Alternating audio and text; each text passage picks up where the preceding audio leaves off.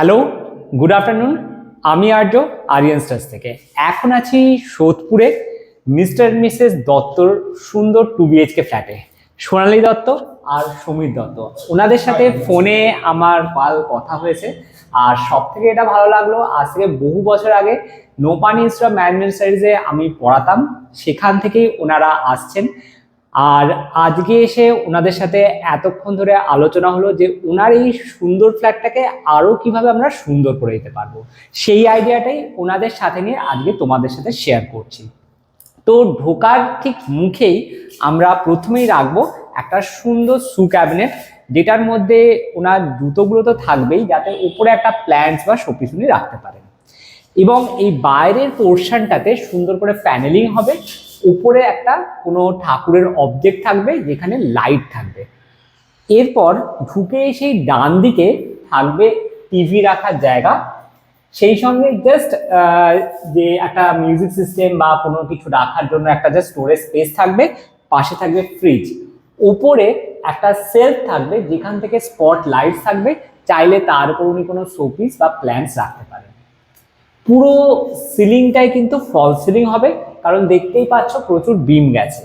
তো যাতে এই বিমগুলো বোঝা না যায় সেজন্যই আমরা এখানে কিন্তু ফল সিলিং সাজেস্ট করছি। এরপরে চলে যাচ্ছি কিচেনে। কিচেনটা 3 লেয়ার মডুলার কিচেন হবে।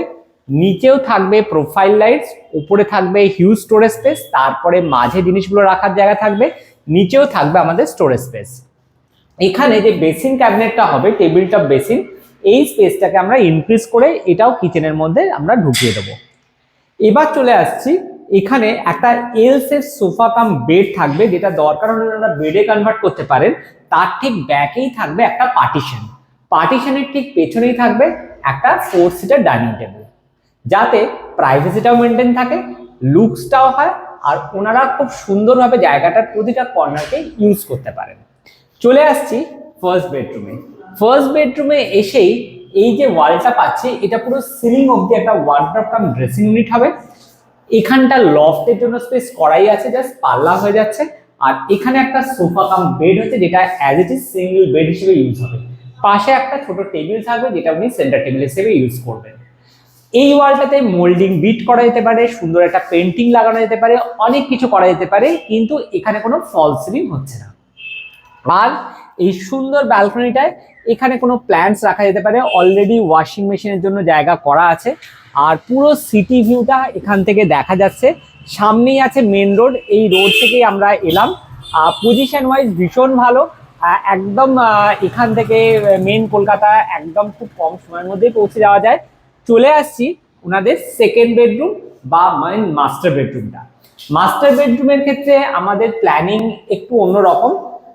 মাস্টার বেডরুমে আসার আগে দেখিয়ে দিতে চাইছি, এই দরজার পেস্টিং গুলো আমরা চেঞ্জ করব, কারণ এই রকম পেস্টিং থাকলে কিন্তু লুকসটা একদম ক্রিয়েট করা যায় না, বা এখানে যেমন আমরা হ্যান্ডেল লকস লাগাই সেগুলো আমাদের লাগাতে অসুবিধা হবে, সেই জন্য আমরা টোটাল এই পেস্টিং আমরা চেঞ্জ করব।